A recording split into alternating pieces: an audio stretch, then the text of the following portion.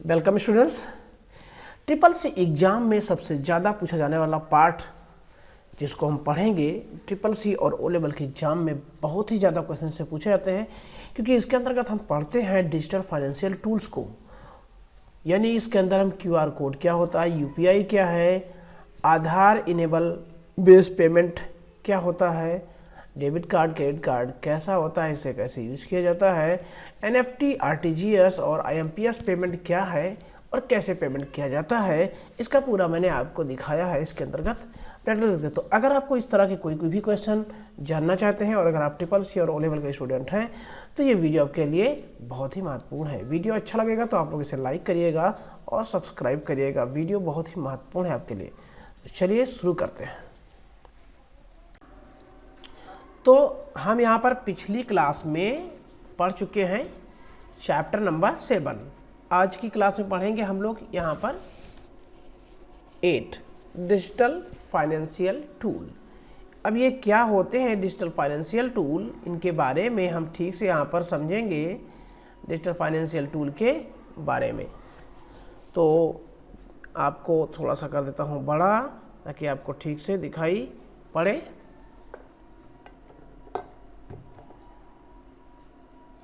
तो आपको यहाँ पर अब दिख रहा होगा थोड़ा सा बड़ा, और भी बड़ा कर देता हूँ मैं इसे ताकि आपको दिखे प्रॉपर में। तो देखिए अब आपको चैप्टर नेम प्रॉपर में दिख रहा होगा।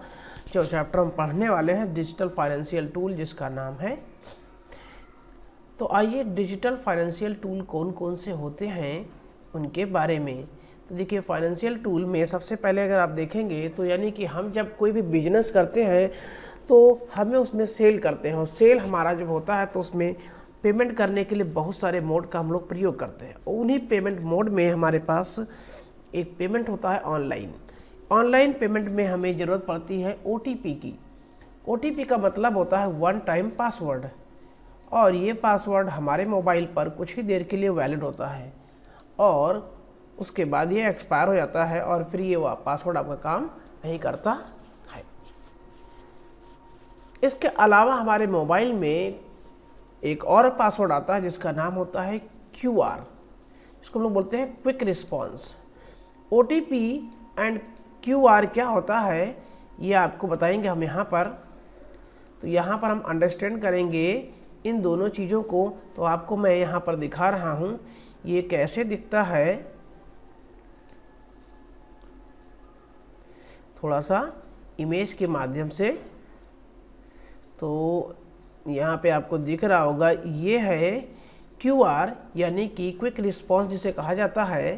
क्यूआर यानी क्यूआर कोड हम इसे कहते हैं, और ये हम अपने मोबाइल से स्कैन कर सकते हैं और इसमें बहुत सारी इन्फॉर्मेशन छुपी होती है जो कि हमारा कंप्यूटर इसे रीड कर सकता है केवल, बाकी हम रीड नहीं कर सकते। तो ये क्यूआर हमारा होता है। ओटीपी हमारे मोबाइल पर आता है और ये कुछ समय के लिए ही होता है।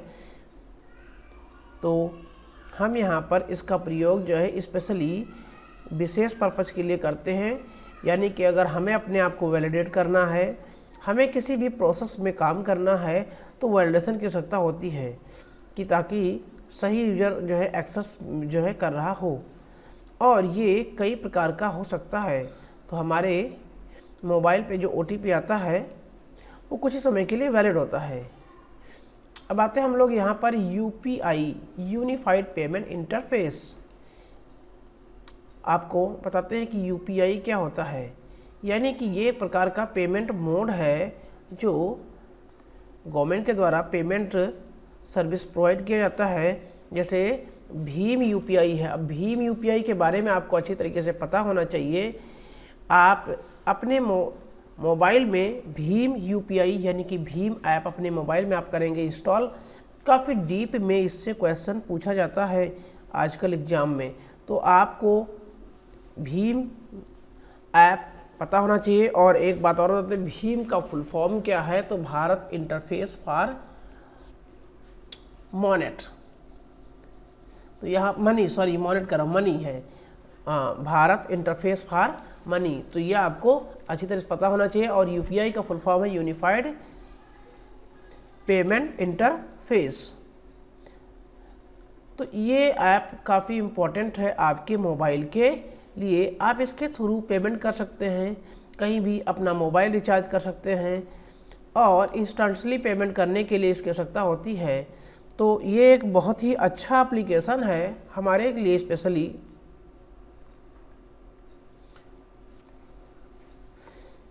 तो इसमें हम अपने मोबाइल में या हम किसी में भी इसका और किसी भी पेमेंट ऐप के थ्रू भी हम इसको यूज कर सकते हैं, जैसे गूगल पे है, पेटीएम है और भी कई एप्लीकेशन है जिस पे हम लोग इसका प्रयोग करते हैं। हमें इसमें QR यानी क्विक रिस्पांस कोड दिया होता है जिसको हमें स्कैन करके और आसानी से हम यूज कर सकते हैं। आइए हम यहाँ पर आपको कुछ इसके फीचर दिखा देते हैं। अब ये भी एक चीज़ आ सकता है कि आपके एग्जाम में भीम ऐप का प्रयोग कब किया गया था या इनकी शुरुआत कब हुई थी, तो ये भी सब चीज़ें हमें पता होनी चाहिए। तो आपको थोड़ा थोड़ा इसके बारे में आपको जानकारी देते हैं।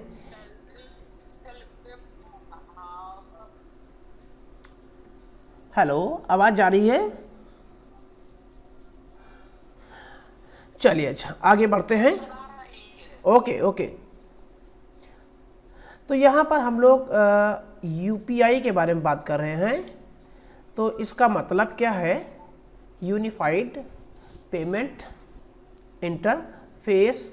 और ये 4 साल हो चुके हैं स्टार्ट हुए, जिसको स्टार्ट किया था national payment corporation of India ने, और ये स्टार्ट हुआ था 11 अप्रैल 2016 को। तो बहुत पहले इसकी स्टार्टिंग हो चुकी है। Unified payment UPI system that power multiple bank account into a share. आप लोग अपने आवाज़ को स्टॉप करिए, आप लोग बीच में बोलिए नहीं, वरना आप जो है किसी को और आवाज़ सुनाई नहीं पड़ेगी प्लीज़।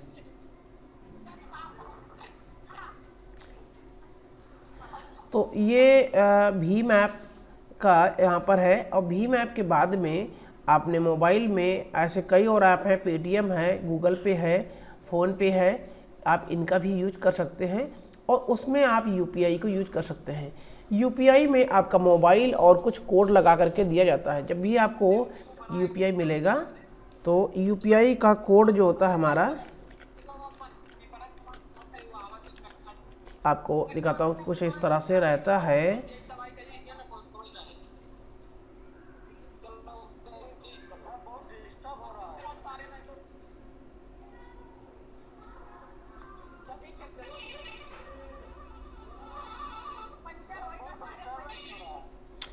आपकी आवाज़ आ नहीं रही है। आप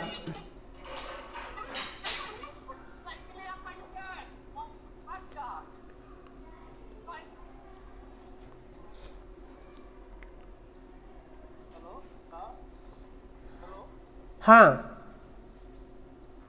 तो अब देखिए आगे जो है आप लोग शोरगुल कर रहे थे, इसलिए मैंने म्यूट कर दिया है आपकी आवाज़ को। तो हम यहाँ पर आपको बता रहे थे कि UPI का जो कोड होता है वो कुछ इस तरह से दिखता है। इससे भी रिलेटेड क्वेश्चन आपसे एग्जाम में पूछा जा सकता है, तो इसलिए मैं आपको यहाँ पर दिखा रहा हूँ। पेटीएम में आप जब जाएंगे तो आपके पेटीएम ऐप में कुछ आपको इस तरह से दिखाई पड़ेगा। देखिए आपको जो है अब दिख रहा होगा। तो कुछ इस प्रकार से आपको दिखेगा, कुछ इस प्रकार से आपको दिखेगा कि किस प्रकार से आपके मोबाइल में, तो ये कुछ इस प्रकार से आपको दिखता है। ये देखिए ऐसा कुछ आपको दिखाई पड़ेगा जो है।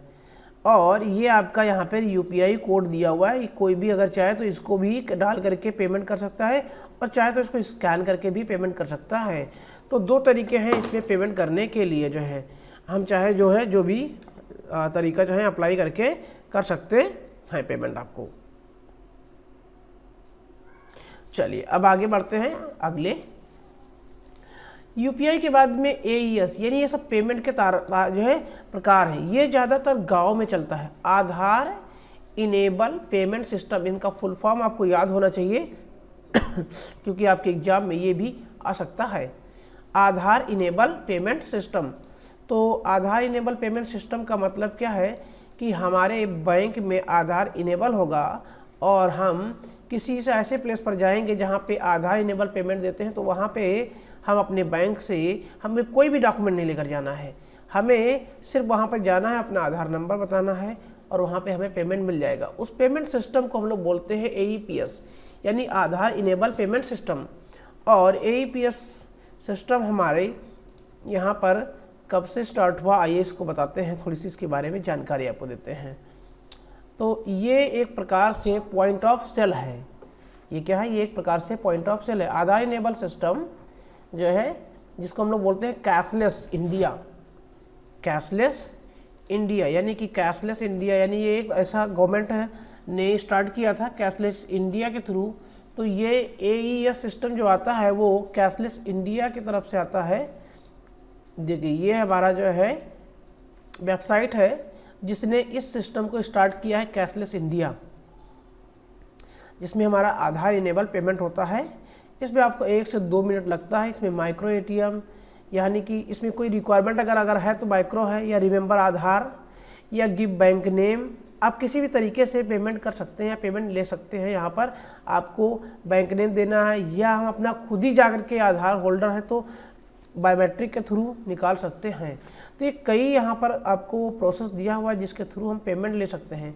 अच्छा, पेमेंट ट्रांजैक्शन जो होता है C2B या C2G, आपको ये भी ध्यान रखना है। यहाँ पे कस्टमर टू बिजनेसमैन या कस्टमर टू गवर्नमेंट भी ये ट्रांजैक्शन में सपोर्ट करता है। कस्टमर टू बिजनेसमैन या कस्टमर टू गवर्नमेंट ट्रांजैक्शन भी सपोर्ट करता है। और यहाँ पे बैंक डिफाइंड लिमिट तो नो लिमिट, तो यहाँ पर AEPS के अंतर्गत कोई भी लिमिट नहीं रखी गई है। तो ये डीप क्वेश्चन है, आपको ये पता होना चाहिए। और किस प्रकार के सर्विसेज के अंतर्गत आती हैं, तो ये ढेर सारी सर्विसेज के अंतर्गत आती है जो आपको पता होना चाहिए। एग्जाम में काफ़ी डीप क्वेश्चन पूछा जा रहा है इसलिए मैंने आपको इसको डीपली बता रहा हूँ। इससे पहले एक और वीडियो भी है लेकिन उसमें इतना डीप नहीं दिया हुआ है। USSD अनस्ट्रक्चर्ड सप्लीमेंट्री सर्विस, ये क्या है? ये स्पेशली मोबाइल के लिए बनाया गया है। जिनके पास एंड्रॉयड फ़ोन नहीं है, जिनके पास नॉर्मल फ़ोन है, वह SMS के थ्रू भी पेमेंट ले सकते हैं और दे सकते हैं। SMS सिस्टम बनाया गया है लेकिन ये वर्किंग में ज़्यादा नहीं है या बिल्कुल बहुत कम है। तो USSD अनस्ट्रक्चर्ड सप्लीमेंट्री आप देख रहे होंगे,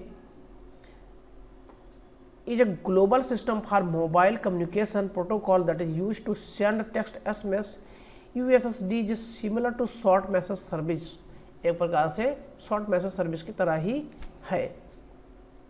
USSD use code made up the character that are available on a mobile phone।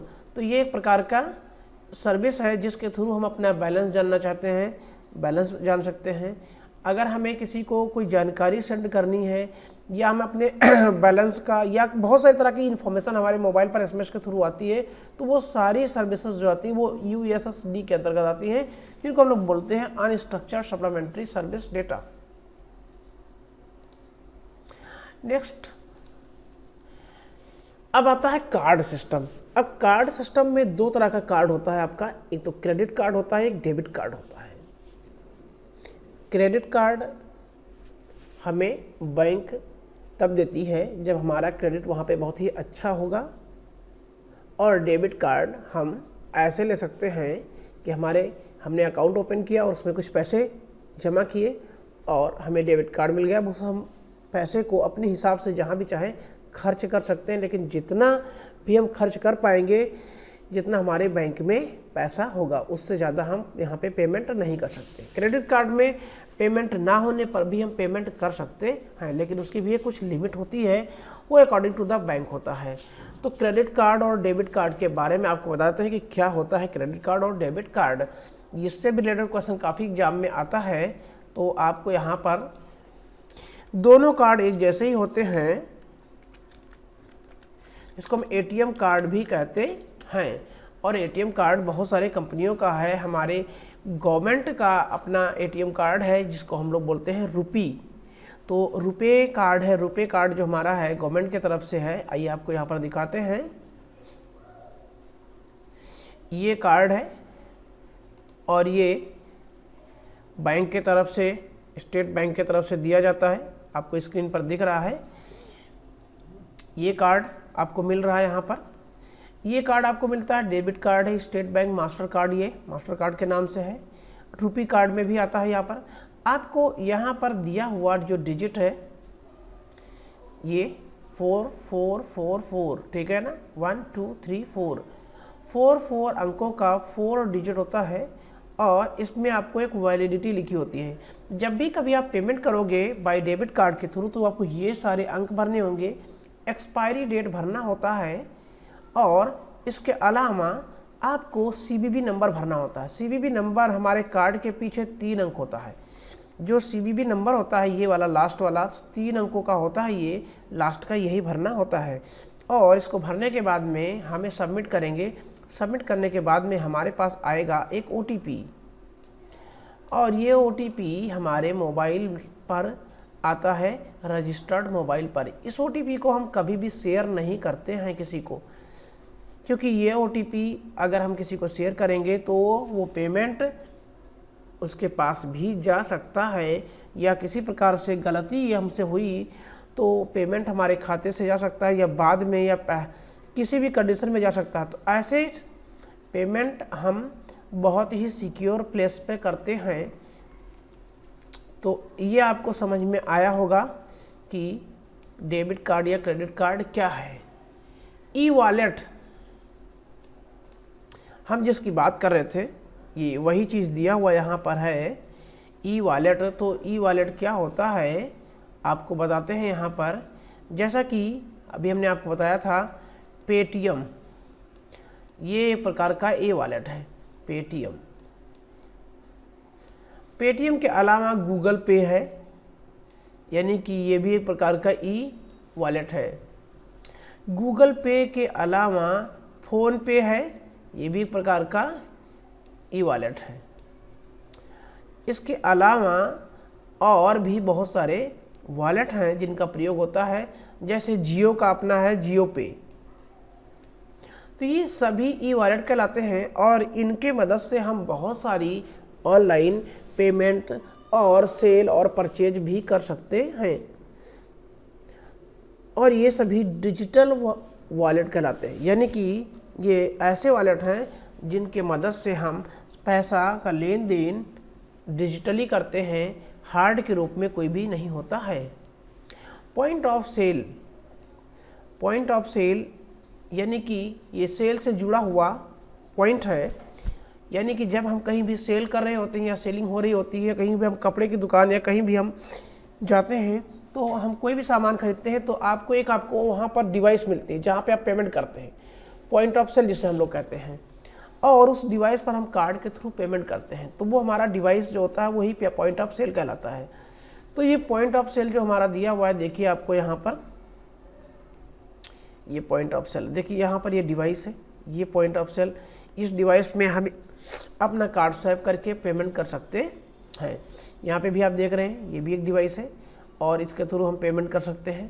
तो ये सभी डिवाइसेस हैं जो पेमेंट करने के लिए यूज़ की जाती हैं डिफरेंट पर्पज़ से। आपने बैंक में या आपने देखा होगा कि कई जगहों पर आपको इस तरह की डिवाइस लगी होती है जो है पेमेंट करने के लिए। तो इसको बोलते हैं हम लोग point of sale. Point of sale के बाद में इंटरनेट बैंकिंग आता है, यानी कि अगर हम ये सारा कुछ पेमेंट से जुड़ा हुआ है डिजिटल फाइनेंस टूल में, और ये डिजिटल फाइनेंस टूल है सभी। तो डिजिटल फाइनेंस टूल के अंतर्गत हम यहाँ पर देख रहे हैं अगला पॉइंट यानी 8.3 में इंटरनेट बैंकिंग। और इंटरनेट बैंकिंग में हम 3 प्रकार से पेमेंट कर सकते हैं, NEFT, RTGS एंड IMPS। आपको दिखाते हैं कि ये कैसे काम करता है। तो देखिए ये यहाँ पे NEFT आपको यहाँ पर अब दिखेगा, NEFT, RTGS एंड IMPS। पहले तो इसका फुल फॉर्म आप लोग याद रखिए क्योंकि ये एग्जाम में पूछा सकता है। NEFT मतलब होता है नेशनल इलेक्ट्रॉनिक फंड ट्रांसफ़र। अब इसके अपने कुछ नियम हैं और उसी के आधार पर ये पेमेंट होता है। अब इसका क्या नियम है आपको बताते हैं यहाँ पर।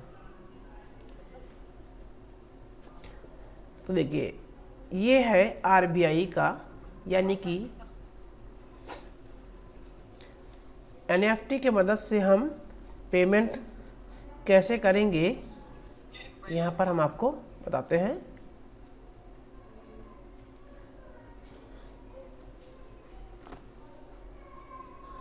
अभी यहाँ क्लास चल रही है, भी बाहर जाइए जो है।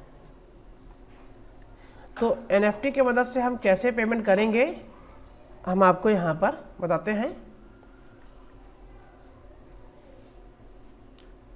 देखिए NFT के मदद से हम अपने ऑनलाइन बैंकिंग सिस्टम को क्या करेंगे, लॉगिन करेंगे। मैं आपको यहाँ पे ऑनलाइन सिस्टम में दिखाता हूँ। तो इसमें कुछ लिमिट्स और कुछ नियम और रूल्स दिए होते हैं जिनके मदद से हम यहाँ पर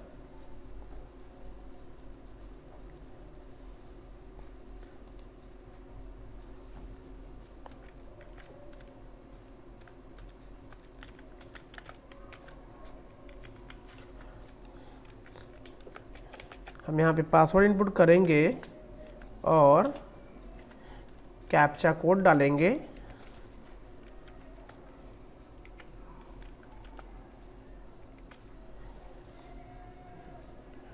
अब लॉगिन करेंगे इसको। तो यहाँ पर हम पेमेंट में आएंगे। अब यहाँ पे रियल में देख रहे हैं, अभी मैं आपको जो बता रहा था वो ऐसे ही था। अब आप यहाँ पर फंड ट्रांसफ़र करेंगे तो कैसे ट्रांसफ़र करेंगे, यहाँ पर देखिए दिया हुआ है IMPS फंड ट्रांसफ़र।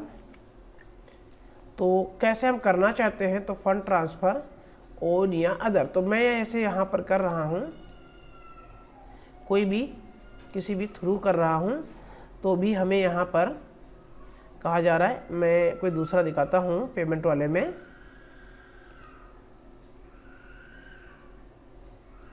देखिए यहाँ पर आपको 3 मेथड दे रहा है। एक तो IMPS दिखा रहा है, एक RTGS दिख रहा है। ध्यान से देखिएगा, ये तीनों दिख रहा है, IMPS, RTGS या NFT। अब आपको थोड़ा सा बता देते हैं। यहाँ पर IMPS दिया तो ये कह रहा है कि इसमें कुछ नियम है, तो देख लेते हैं। Use other bank transfer service to send money to beneficiary holder account in, और सॉरी यहाँ पे हमें रखने पर ही केवल आ रहा है। IMPS में ट्रांसफ़र एनी अमाउंट इंस्टेंटली, तत्काल में जाएगा, to maximum 2 lakh. Fund transfer हम कर सकते हैं ये 2 लाख, और ये केवल तत्काल ही जाएगा, ठीक है ना। और ये 24 घंटे वर्क करता है इस फैसिलिटी, ठीक है ना। हाँ, इंक्लूडिंग ऑल बैंक हॉलीडे, छुट्टी में भी ये काम करता है। RTGS की हम बात करेंगे तो ट्रांसफ़र अमाउंट मिनिमम 2 लाख, यानी कि इसमें हम छोटा अमाउंट नहीं ट्रांसफ़र कर सकते। RTGS में 2 लाख से हम नीचे ट्रांसफरिंग नहीं कर सकते हैं। But gross real time gross settlement facility है। ग्रॉस सेटलमेंट तो हो जाएगा, but the transfer is done in real time and beneficiary account is credit within 2 hour. लेकिन इसको फाइनली फुलफिल होने में 2 घंटे लग जाएंगे। एंड द RTGS के बाद में हम बात करेंगे NEFT की। Transfer amount up to 10 lakh using national electronic fund transfer service. The amount is credit to the beneficiary account in batch and may take few hour. इसमें कुछ समय लग सकता है, या 4 घंटे 5 घंटे भी लग जाते हैं। तो मैं यहाँ पर IMPS के थ्रू ज़्यादातर ट्रांसफ़र करता हूँ। RTGS का तो मैंने अब तक ज़्यादातर प्रयोग नहीं किया है, IMPS का ही प्रयोग किया है। तो आप इसके थ्रू भी जो है फंड ट्रांसफ़र कर सकते हैं। तो यहाँ पर आपको इनकी लिमिट, इनकी डिटेल्स दी हुई है। तो आई होप कि ये आपको पूरा प्रोसेस समझ में आ गया होगा। ऑनलाइन बिल पेमेंट तो कैसे होता है, ऑनलाइन बिल पेमेंट ये हम आपको करके यहाँ पर दिखाते हैं। क्लोज द डोर अनमोल। तो चलिए हम यहाँ पर आपको कोई भी एक पेमेंट करके दिखाते हैं कि कैसे पेमेंट होता है। तो सबसे पहले हम क्या करेंगे, कोई भी प्रोडक्ट परचेज करेंगे और सबसे पहले हम मान लो पेमेंट करना है मुझे, कोई भी इंफॉर्मेशन है और हम उसको पेमेंट करना चाह रहे हैं। चलिए मैं आपको दिखा रहा हूँ। अगर आप नोट्स परचेज करना चाह रहे हैं तो आप मेरा नोट्स परचेज कर सकते हैं।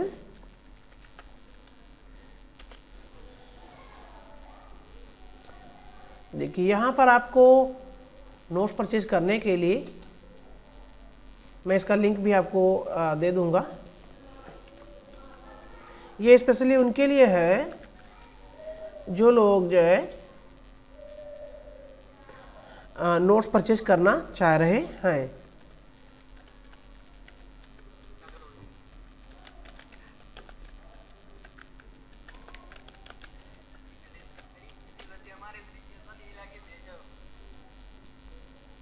तो अच्छा, ये हमारे पास यहाँ डिस्प्ले नहीं कर रहा है,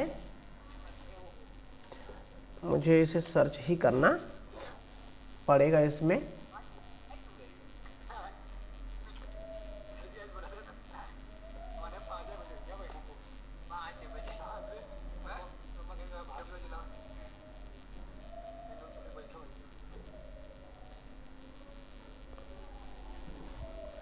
तो यहाँ पर हम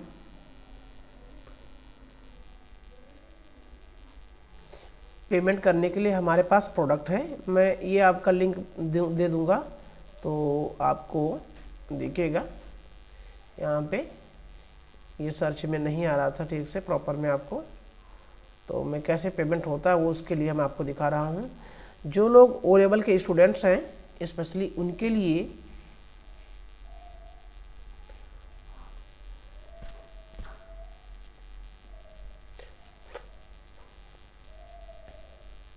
ये मेरा अपना पर्सनल बनाया हुआ नोट्स है और ये इस समय काफ़ी लेस प्राइस में आपको मिल रहा है। जो स्टूडेंट CCC को छोड़ करके ओ लेवल के हैं या जिनको वेब डिज़ाइनिंग सीखना है या वही सीखना चाहते हैं वही नोट्स को परचेज कर सकते हैं। और इस नोट्स में आपको पूरा डिटेल्स में दिखाया गया है और एक एक करके आपको एग्जाम्पल के साथ में समझाया गया है। तो इस नोट्स में आपको देखिएगा, ये आपको नोट्स है उसके अंतर्गत कैसे आपको समझाया गया है, ये आपको यहाँ पे सैंपल दिख रहा है। तो इसे आप यहाँ पर पेमेंट करके परचेज करेंगे। तो देखिए बाई करने के लिए आपको जैसे ही बाई पे क्लिक करेंगे यहाँ पे आपको बाई करने पर डिटेल कार्ड मांगेगा। तो आपको क्या करना है, सबसे पहले अपना कार्ड फिल करना है और अभी यहाँ पे कार्ड डिटेल नहीं मांग रहा है, तो यहाँ पर हम एज ए गेस्ट, तो यहाँ पर क्या कर रहा है आपको अपना first name, last name, email ID डालना है, उसके बाद मोबाइल नंबर डालना है। फिर जैसे प्रोसेस करेंगे आपको कार्ड मांगेगा और पूरा प्रोसेस करेंगे उसके बाद में आपको पेमेंट ये हो जाएगा। तो अगर फिर भी आपको कहीं कोई डाउट है इस पूरे में तो आप हमें कमेंट करिएगा। लगभग मैंने पूरा प्रयास किया है आपको अच्छी तरीके से समझ में आ जाए। और अगर आपने हमारी ऑनलाइन क्लास में कहीं कुछ छूट गया है तो आप अभी ये ऑनलाइन हो जाएगी सेम क्लास, तो वहाँ पर भी आप पढ़ सकते हैं। और अगर अभी आप हमारी इस क्लास से नहीं जुड़ पाए हैं लाइव क्लास से, तो आप लाइव क्लास में जुड़ करके और अपने जो भी प्रॉब्लम है उसको लाइव पूछ सकते हैं। तो जुड़ने के लिए आप हमारी वेबसाइट RITI.com पर आइए और यहाँ पर आपको ये वेबसाइट लॉगिन करिए। लॉगिन करने के बाद में यहाँ पे आपको दिया हुआ है हमारा व्हाट्सएप नंबर, इस पर आप व्हाट्सएप करिए। हम आपको लाइव क्लास के लिए लिंक शेयर करेंगे, फिर आप उससे जुड़ करके और अपनी लाइव क्लास आप कर सकते हैं और ट्रायल देख सकते हैं कि किस प्रकार से आपको ये क्लास मिलती है और किस तरह से आपके प्रश्नों का सलूशन होता है। तो आई होप कि आपको सारी चीज़ें समझ में आई होंगी। अगर फिर भी कहीं कोई आपको डाउट्स रहता है तो कमेंट में अपना क्वेश्चन डालिएगा। और अगर आपको ये वीडियो अच्छा लगा है तो आप लोग इसे लाइक कर दीजिए और अपने दोस्तों को शेयर कर दीजिए। कम से कम आप लोग का जो सपोर्ट है उससे हमें पता चलता है कि आप लोग को जो भी हमने पढ़ाया है वो आपको समझ में अच्छी तरीके से आ गया। तो फिर मिलेंगे नेक्स्ट वीडियो में, तब तक के लिए बहुत बहुत धन्यवाद।